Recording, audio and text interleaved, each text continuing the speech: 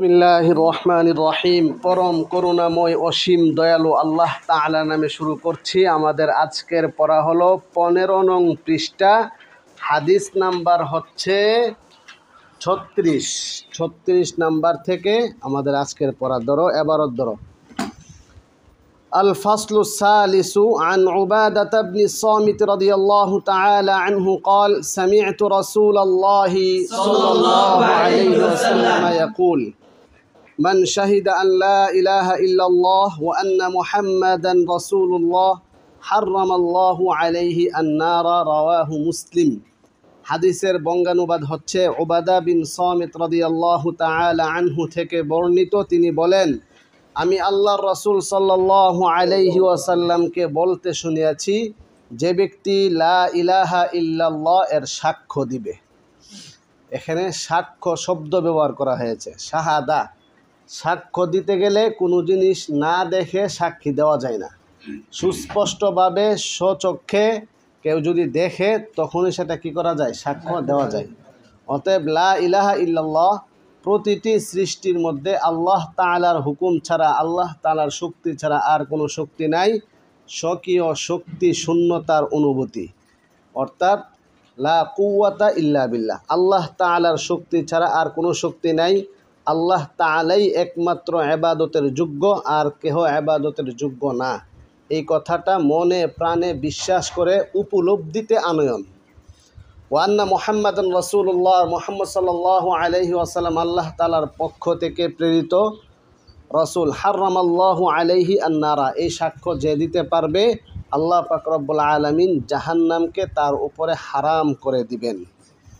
তো এখানে প্রায় হাদিসের মধ্যে এই কথা আসে, লা ইলাহা ইল্লাল্লাহ, মান ক্বালা লা ইলাহা ইল্লাল্লাহ দাখালাল জান্নাহ। হাদিস অনেক ধরনের আছে। মান ক্বালা লা ইলাহা ইল্লাল্লাহ বিমুক্তাদায়াতিহি বিলাওয়াজিমিহি বিশারাইতিহি, কালিমার শর্ত শারায়েত সহ এবং তার যে চাহিদা আছে, কালিমার চাহিদা দাবি, কালিমার যে দাবি সেই দাবি সহ। এজন্য বিভিন্ন হাদিসের মধ্যে বিভিন্ন শর্তগুলো পাওয়া যায়।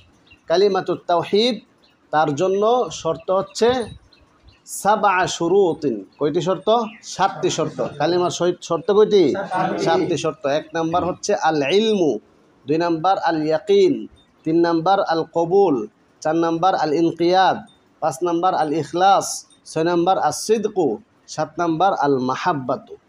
এই হচ্ছে 7টা শর্ত। এই 7টা শর্ত বিভিন্ন হাদিস কোরআনের আয়াত দ্বারা প্রমাণিত। প্রতিটি শর্তের মধ্যে রয়েছে আয়াত এবং হাদিস। এখানে সময়ে সময়ে আসবে, আমি বলে দিব। যেমন পরবর্তী হাদিসের মধ্যে আসছে কালিমার জন্য 7টা শর্তের 1 নাম্বার শর্ত কি? আল ইলম। 1 নাম্বার শর্ত কি? আল ইলম। আল্লাহ তাআলা বলেন, ফা'লাম আন্নাহু লা ইলাহা ইল্লাল্লাহ, তুমি ভালো করে জানো, উপলব্ধি করো, হৃদয়ঙ্গম করো কালিমাকে, লা ইলাহা ইল্লাল্লাহ। মানবিক অস্তিত্বে নেগেটিভ যে শক্তি আছে, প্রবৃত্তিজাত যে শক্তি আছে, সেই শক্তিকে নষ্ট করার জন্য, অর্থাৎ সেই শক্তিটাকে মাগলুব করে প্রকৃতিজাত শক্তিটাকে গালেব করার জন্য যে চিকিৎসা দেওয়া হয়েছে, আত্মিক রোগের চিকিৎসা হলো এই কালিমা। সময়ে সময়ে অনেকগুলো হাদিস আসবে। এখানে বলেছেন দ্বিতীয় হাদিসের মধ্যে, ওয়ান উসমান রাদিয়াল্লাহু তাআলা আনহু قال قال رسول الله صلى الله عليه وسلم من مات وهو يعلم, যে ব্যক্তি মৃত্যুবরণ করবে এই কথা জেনে, তাহলে এখানে জানাটা শর্ত। আন্নাহু লা ইলাহা ইল্লাল্লাহ, যে আল্লাহ তাআলা ছাড়া কোনো ইলাহ নাই, কোনো শক্তি নাই, কোনো মাবুদ নাই, দাখালাল জান্নাহ, সে জান্নাতে প্রবেশ করবে। এখানে জান্নাতে প্রবেশ করে সে যদি মুসলিম হয়েও থাকে, তারপরে গুনাহে লিপ্ত হয়, তাহলে জাহান্নামে গেলেও শাস্তি ভোগ করে আবার জান্নাতে প্রবেশ করবে। দুখুলে আউয়ালি হওয়ার জন্য গুনাহ মুক্ত হইতে হবে, অথবা আল্লাহ তাআলার পক্ষ থেকে মাগফুর হইতে হবে। রাওয়াহু মুসলিম। ওয়ান জাবির রাদিয়াল্লাহু তাআলা আনহু قال قال رسول الله সাল্লাল্লাহু আলাইহি ওয়াসাল্লাম, জাবের রাদিয়াল্লাহু তাআলা আনহু থেকে বর্ণিত, তিনি বলেন, আল্লাহর রাসূল সাল্লাল্লাহু আলাইহি ওয়াসাল্লাম ইরশাদ করেছেন, সিনতানি মুজিবাতান, 2টি বৈশিষ্ট্য এমন আছে যা আবশ্যককারী। 2টি বৈশিষ্ট্য আবশ্যককারী। কি আবশ্যককারী? ক্বালা রাজুলুন ইয়া রাসূলাল্লাহ, এক ব্যক্তি বলে উঠল, গো আল্লাহর রাসূল, মাল মুজিবাতান, আবশ্যককারী 2টি বিষয় কি? ক্বালা, জবাবে রাসূলুল্লাহ সাল্লাল্লাহু আলাইহি ওয়াসাল্লাম বলেন, শুনো, মান মাতা ইউশরিক বিল্লাহি শাইআ দাখালান নার, যে ব্যক্তি বিন্দুমাত্র শিরিক করা অবস্থায় মৃত্যুবরণ করবে সে জাহান্নামে প্রবেশ করবে। ওয়ামান মাতা লা ইউশরিক বিল্লাহি শাইআ, পক্ষান্তরে যে ব্যক্তি আল্লাহ তাআলার সাথে কোনো শিরিক করবে না, দাখালাল জান্নাহ, সে সোজা জান্নাতে প্রবেশ করবে। রাওয়াহু মুসলিম। এই হচ্ছে হাদিসের বঙ্গানুবাদ। সামনেও আরেকটি হাদিস আসছে, বাস্তবতার সাথে সামঞ্জস্যপূর্ণ।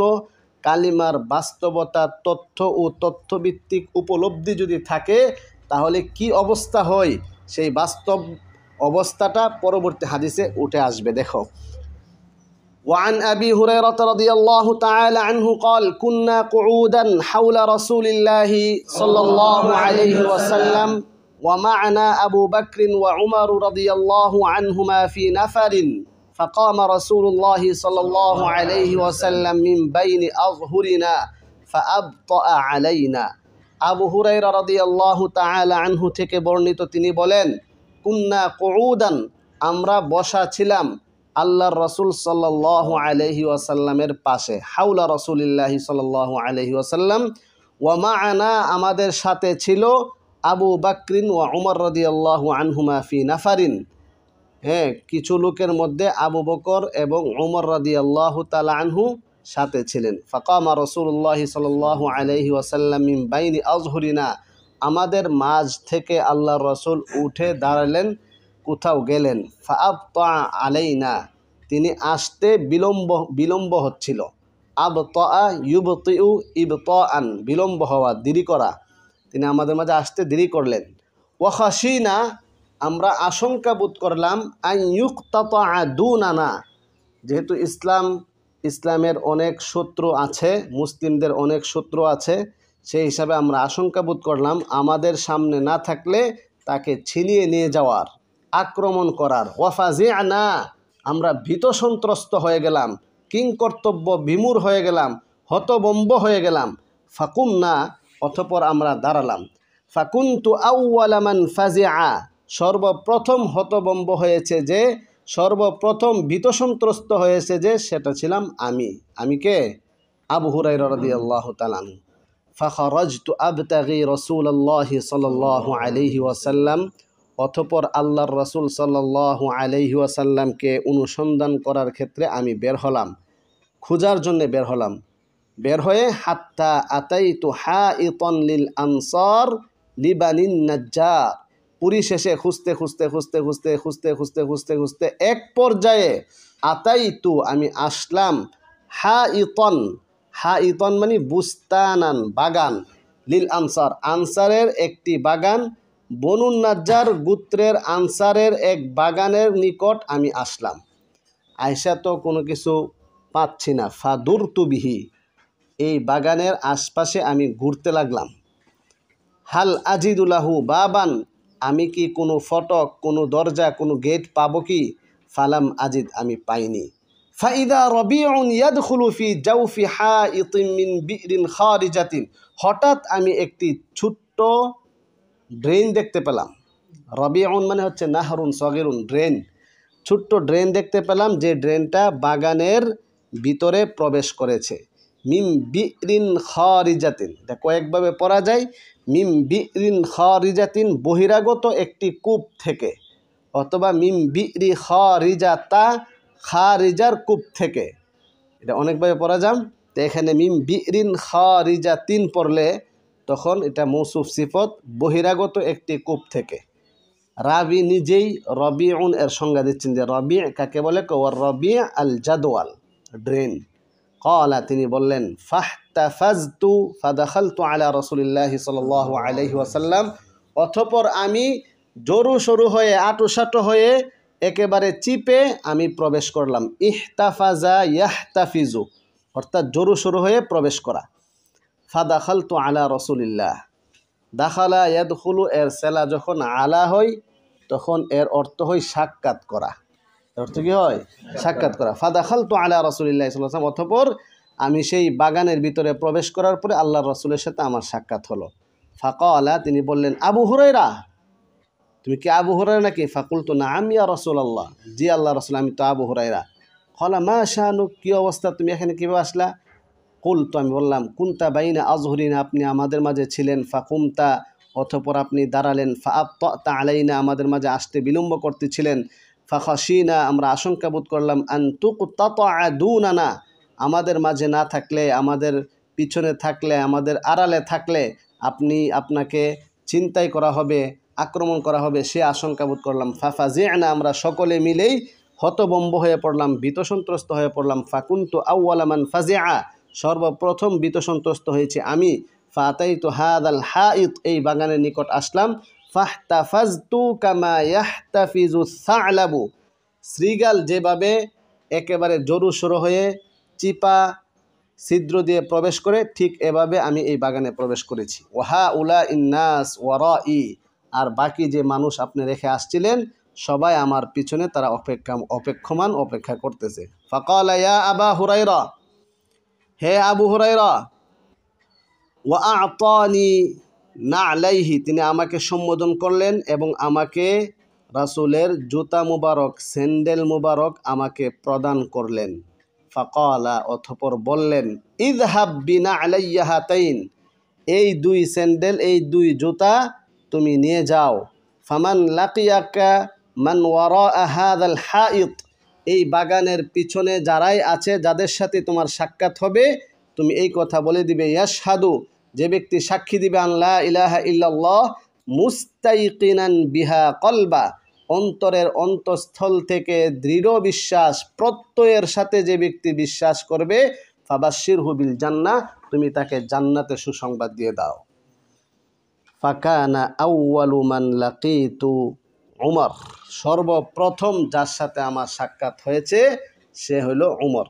ফাকানা আউওয়ালা বা আউওয়ালু, যদি ফাকানা আউওয়ালু পড়া হয় তাহলে উমারা, আর ফাকানা আউওয়ালা মান লাকিতু উমর, সর্বপ্রথম যার সাথে আমার সাক্ষাৎ হয়েছে সে হইল উমর। ফাকালা, উমর রাদিয়াল্লাহু তাআলা আনহু বললেন, মা হাতানিন না'লান ইয়া আবা হুরায়রা, হে আবু হুরায়রা, হে বিড়ালের বাবা, তোমার এই যে দুই জোড়া, এক জোড়া জুতা দেখা যাচ্ছে, সেই জুতাটা কি, কেন?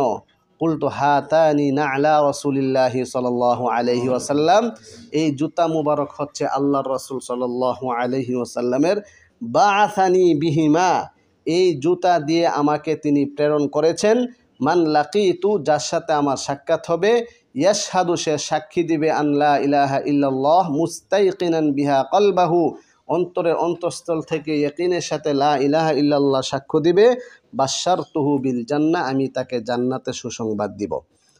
এই কথা বলার সাথে সাথে কোনো কথা নাই, আওয়াজ নাই, সাউন্ড নাই, শব্দ নাই, হঠাৎ ফাদারাবা উমারু বাইনা সাদিয়াইয়া, আমার দুই স্তনের মাঝে উমর প্রহার করলেন, এমন জোরে আঘাত করলেন, এমন জোরে প্রহার করলেন, ফাখারারতু লিইস্তি, আমি আমার নিতম্বের উপর উল্টে পড়লাম। কেমন জোরে ধাক্কা থাপ্পড় দিলে নিতম্বর উপরে উল্টে পড়ে। ফাকালা ইরজি ইয়া আবা হুরায়রা, থাপ্পড় দিয়েই শেষ না, থাপ্পড় দেওয়ার পরে বলল, হে আবু হুরায়রা, যাও, তুমি ফিরে যাও। ফারাজাতু ইলা রাসূলিল্লাহি সাল্লাল্লাহু আলাইহি ওয়াসাল্লাম, আমি ভয়ে ভীতসন্ত্রস্ত হয়ে আল্লাহর রাসূল সাল্লাল্লাহু আলাইহি ওয়াসাল্লামের নিকট ফিরে গেলাম। ফাআজহাশতু বিল বুকাই, আমি ফুপিয়ে ফুপিয়ে কান্না করতে লাগলাম।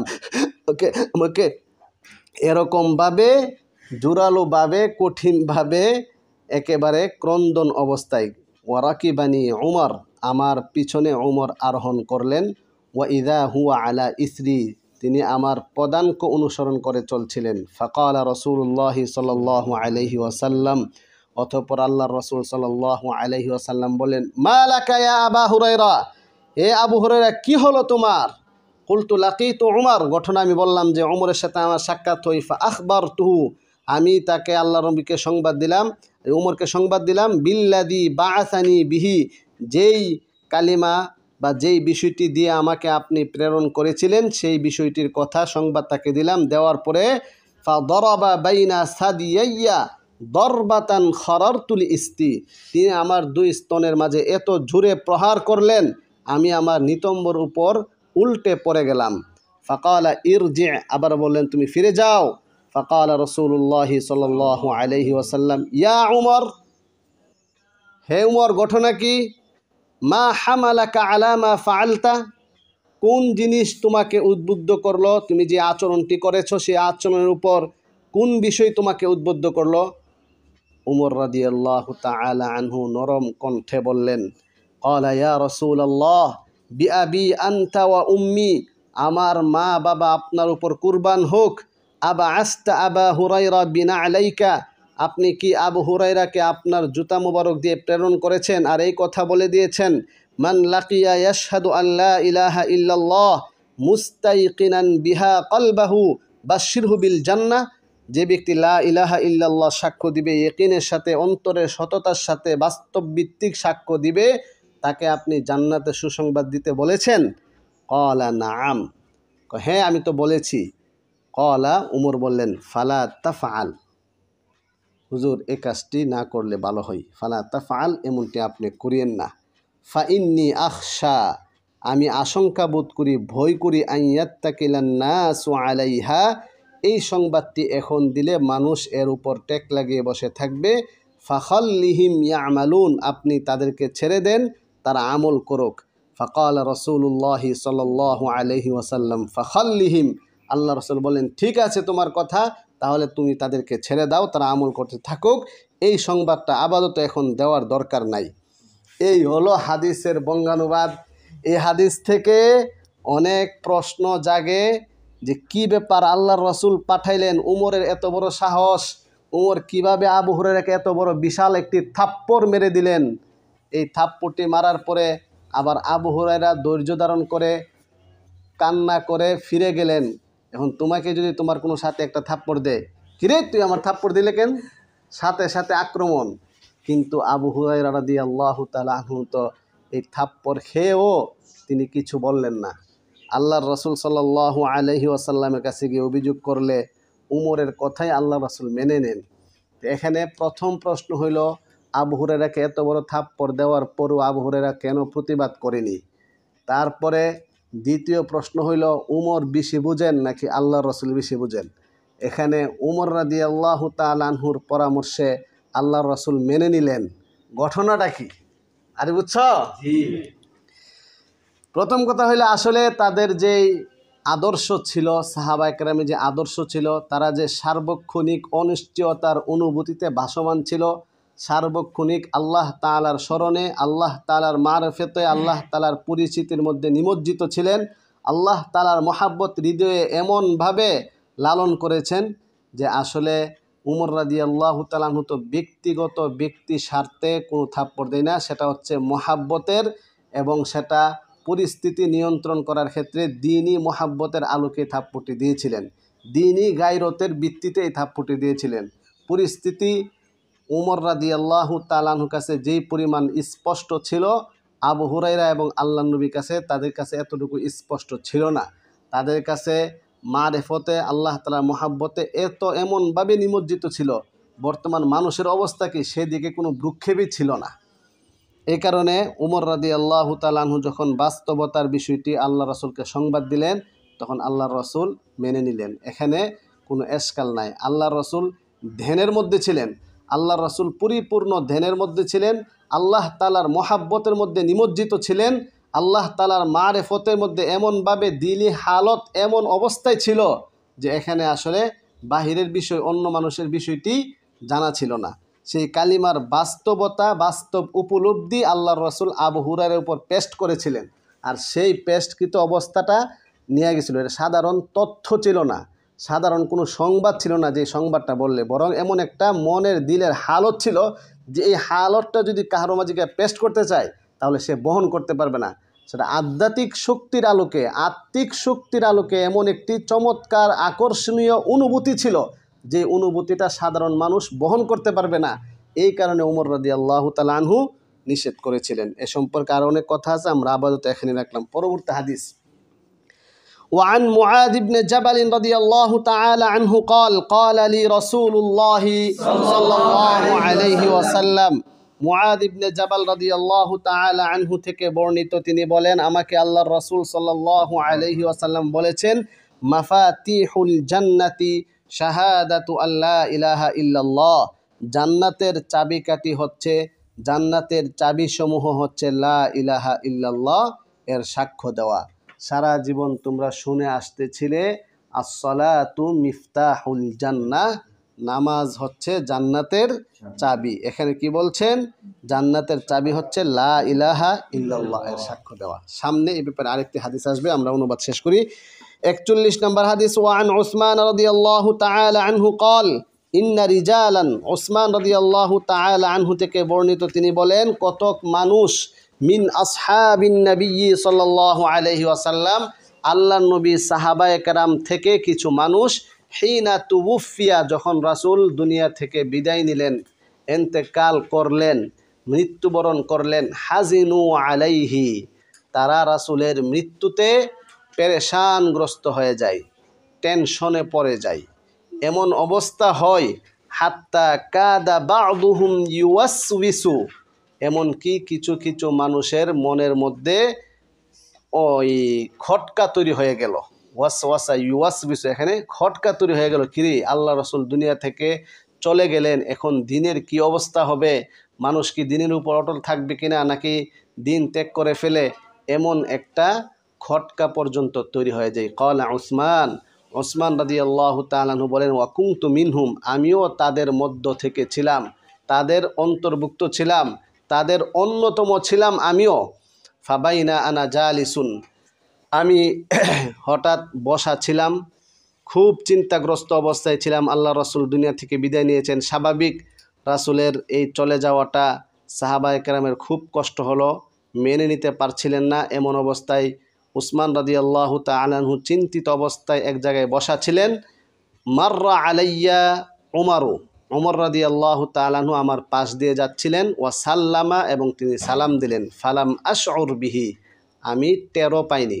উমর যে আমাকে সালাম দিয়েছে আমি বলতেই পারি না, আমার খেয়ালে নাই, কারণ আমি এত চিন্তায় মগ্ন ছিলাম। ফাস্তাকা উমরু ইলা আবি বকর রাদিয়াল্লাহু তাআলা আনহুমা, ওমর রাদিয়াল্লাহু তাআলা আনহু আবু বকর রাদিয়াল্লাহু তাআলা আনহুমার কাছে বিচার দিলেন, অভিযোগ করলেন। সুম্মা আকবালা, তখন তারা উভয়ে অগ্রসর হয়ে আসলেন। হাত্তা সাল্লামা আলাইয়া জামিআন, উভয়ে একসঙ্গে ওসমান রাদিয়াল্লাহু তাআলা আনহুকে সালাম দিলেন। ফাকাল আবু বকর, অতঃপর আবু বকর রাদিয়াল্লাহু তাআলা আনহু বললেন, মা হামালাকা আল্লা তারুদ্দা আলা আখিকা উমর সালামাহু, তোমার ভাই উমর রাদিয়াল্লাহু তাআলা আনহুকে সালামের জবাব না দিতে কোন জিনিস তোমাকে উদ্বুদ্ধ করলো? কুলতু মা ফাআলতু, না আমি তো এমনটি করি নাই, আমাকে সালাম দিবে আমি জবাব দিব না, এটা তো হতেই পারে না, আমি ওয়াজিব তওয়াক করব, এটা তো হতেই পারে না। ফাকালা উমর বালা, উমর রাদিয়াল্লাহু তাআলা বলেন, না আমি সালাম দিয়েছি, ওয়াল্লাহি, কসম আল্লাহ তাআলা, লাকাদ ফাআলতা, তুমি এমনটি করেছ। ক্বালা কুলতু, উসমান রাদিয়াল্লাহু তাআলা বললেন, ওয়াল্লাহি, কসম আল্লাহ তাআলার, মা শাউরতু আন্নাকা মারারতা ওয়ালা সাল্লামতা, তুমি আমার পাশ দিয়ে অতিক্রম করেছো, আমাকে সালাম দিয়েছো, এই বিষয়টি আমি টেরই পাইনি। ক্বালা আবু বকর সাদাকা উসমান, আবু বকর রাদিয়াল্লাহু তাআলা আনহু বললেন, উসমান সত্য বলেছে। কদ শাগালাকা আন যালিকা আমরুন, এই বিষয়টি থেকে তোমাকে কোনো একটা বিষয় তোমাকে ব্যস্ত রেখেছিল। ফাকুলতু আজাল, আমি বললাম হ্যাঁ। ক্বালা মা হুয়া, সেটা কি? কুলতু, আমি বললাম, তাওয়াফাল্লাহু তাআলা নাবিয়্যাহু সাল্লাল্লাহু আলাইহি ওয়াসাল্লাম ক্বাবলা আন নাসআলাহু আন নাজাতি হাযাল আমর, আল্লাহ পাক রব্বুল আলামিন তার নবীকে উঠিয়ে নিলেন আমরা একটি প্রশ্ন করার আগেই, আন নাজাতি হাযাল আমরি, এই যে একটা বিষয়, এই বিষয় থেকে মুক্তি প্রাপ্তির আগেই আল্লাহ তাআলা রাসূলকে উঠিয়ে নিলেন। হ্যাঁ, এই বিষয়টি নিয়ে আমি খুব চিন্তিত ছিলাম। ক্বাল আবু বকরিন কদ সাআলতুহু আন যালিক, আবু বকর রাদিয়াল্লাহু তাআলা বললেন, তুমি টেনশন করিও না, আমি এই সম্পর্কে জিজ্ঞাসা করেছি। ফাকুমতু ইলাইহি, আমি আল্লাহর নবীর কাছে গিয়েছিলাম। কামা ইয়াকুমু, এর সালা যখন ইলা হয় তখন অর্থ হয় যাওয়া। ওয়াকুলতু লাহু, আমি আল্লাহর নবীকে বলেছিলাম, বি আবি আনতা ওয়া উম্মি, ওয়াকুলতু লাহু, আমি উসমান রাদিয়াল্লাহু তাআলাকে বললাম, আবু বকরকে বললাম, বিআবি আনতা ওয়া উম্মি, আমার মা বাবা আপনার উপর কুরবান হোক, আনতা আহাক্কু বিহা, আপনি অধিক উপযুক্ত এই প্রশ্ন করার। ক্বালা আবু বকরিন, আবু বকর রাদিয়াল্লাহু তাআলা বলেন, কুলতু ইয়া রাসূলুল্লাহ, আমি আল্লাহর রাসূল সাল্লাল্লাহু আলাইহি ওয়াসাল্লামকে বললাম, জিজ্ঞাসা করলাম, মা নাজাতু হাযাল আমর, এই যে একটি চমৎকার, একটি গুরুত্বপূর্ণ, একটি ইম্পর্ট্যান্ট একটি বিষয়, এই বিষয়টা থেকে মুক্তিপ্রাপ্তির মাধ্যম কি? বিষয়টা কি? মা নাজাতু হাযাল আমর, বিষয়টা হচ্ছে যে মানুষ যে মানসিকতা হারিয়ে পাশবিকতার আচরণ করে, মানুষ যে প্রবৃত্তি পূজা করে, মানুষ যে মন চাহি জিন্দিগি করে, নফসের চাহিদা অনুপাতে চলে, শয়তানের কুমন্ত্রণায় থাকে, এই যে একটি বিষয় প্রবৃত্তিজাত শক্তির আলোকে জীবনযাপন করছে, এই বিষয়টা থেকে মুক্তিপ্রাপ্তির কি মাধ্যম? দিন ইসলামের উপর 100% দিন ইসলামের উপর চলা, এটার মাধ্যম কি? তখন ফাকাল রাসূলুল্লাহ সাল্লাল্লাহু আলাইহি ওয়াসাল্লাম, অতঃপর আল্লাহ রাসূল সাল্লাল্লাহু আলাইহি ওয়াসাল্লাম বললেন, শুনো, মান ক্বাবিলা মিন্নি আল কালিমা আল্লাতী আরাদতু আলা আম্মি ফারাদ্দাহা ফাহিয়া লাহু নাজাতুন, আমার পক্ষ থেকে যে ব্যক্তি ওই কালিমা গ্রহণ করবে, যেই কালিমাটি আমার চাচা আবু তালেবের নিকট পেশ করেছিলাম, ফারাদ্দাহা, অতঃপর সে প্রত্যাখ্যান করেছিল, এই কালিমাটিকে যে গ্রহণ করবে মনে প্রাণে, ফাহিয়া লাহু নাজাতুন, এটি তার জন্য নাজাত হবে, মুক্তিপ্রাপ্তির একমাত্র কারণ হবে। তাহলে দুনিয়াতে শান্তি, আখেরাতে শান্তি, সীমিত জীবনে, সীমাহীন জীবনের প্রেক্ষাপটে সর্ব অবস্থায় শান্তিতে থাকা, আকর্ষণ বিকর্ষণে স্থিতিশীল অবস্থায় থাকা, সার্বক্ষণিক আল্লাহ তাআলার স্মরণে থাকতে পারা, সার্বক্ষণিক অনিশ্চয়তার অনুভূতিতে বাসমান থাকতে পারার বিষয়টি কিভাবে সম্ভব? যে ব্যক্তি, যার অন্তরে যত বেশি কালিমার শক্তি থাকবে, সে তত বেশি বিষয়টি থেকে মুক্তি প্রাপ্তি গ্রহণ করবে। রাওয়াহু আহমদ।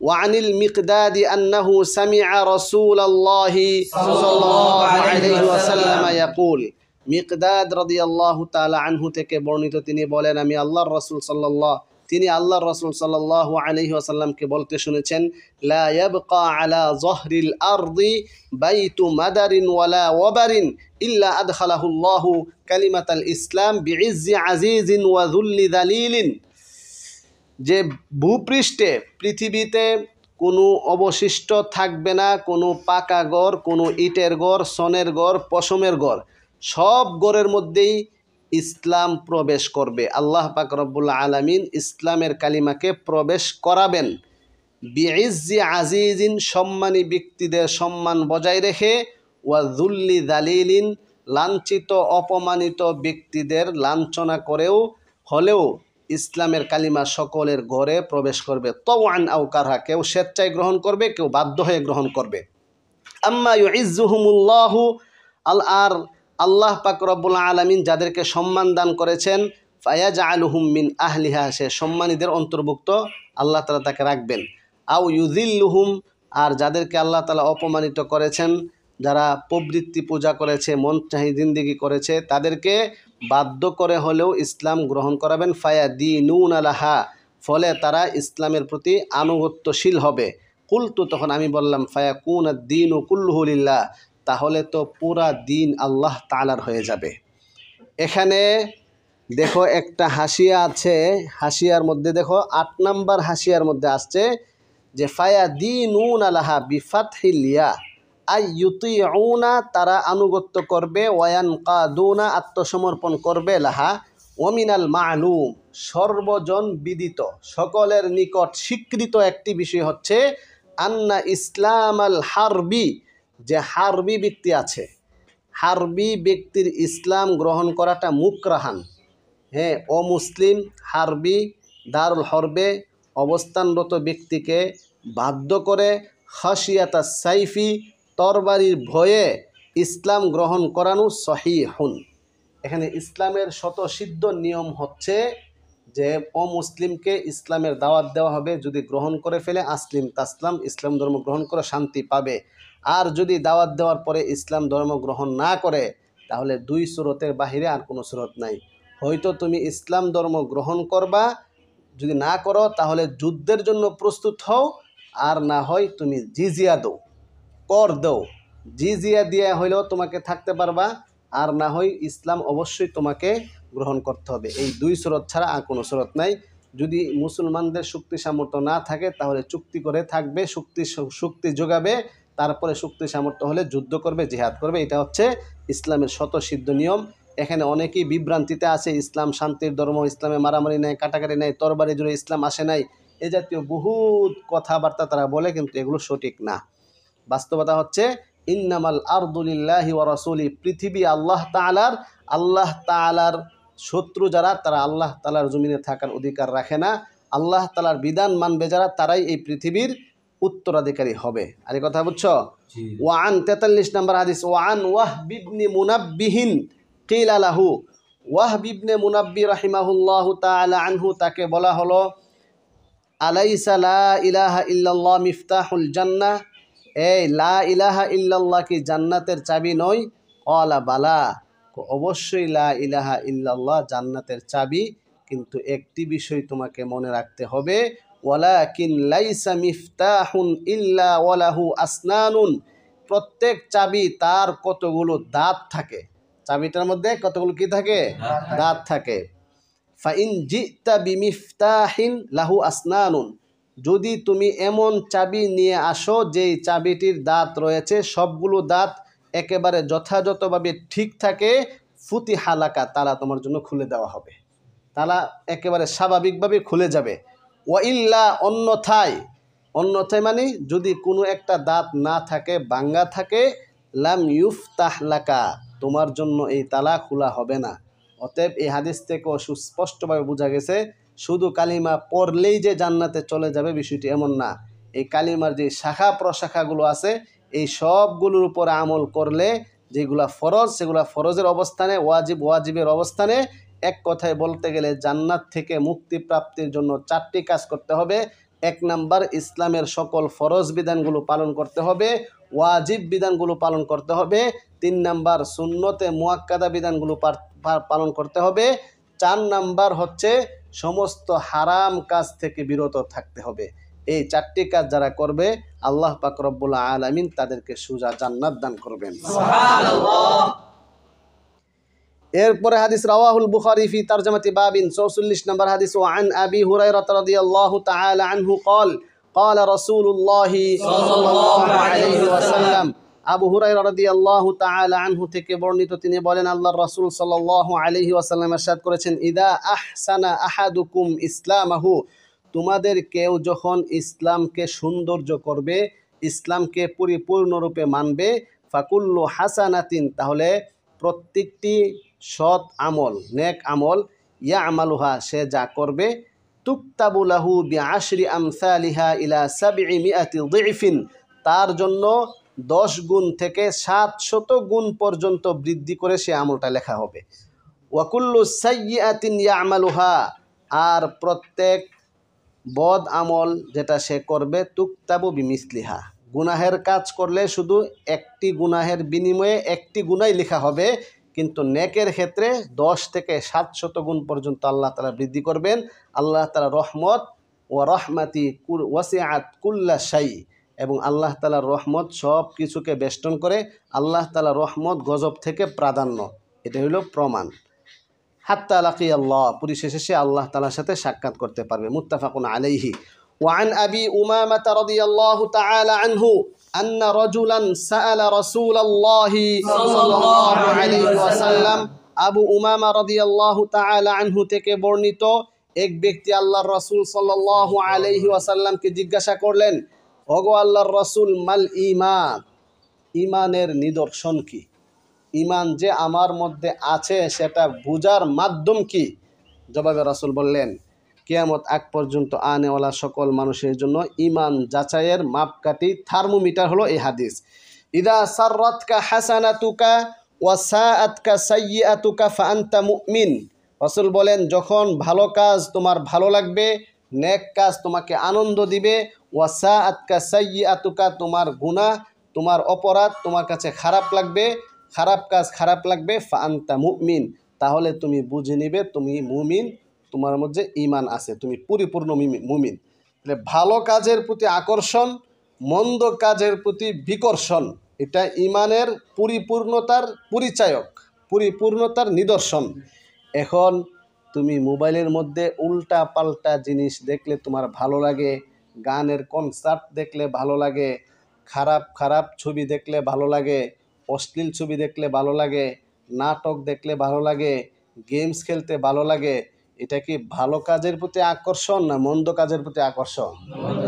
তাহলে ইমানের থার্মোমিটার যাচাই হয়ে যাবে যে আসলে আমার ইমানের পরিপূর্ণতা আছে কি না।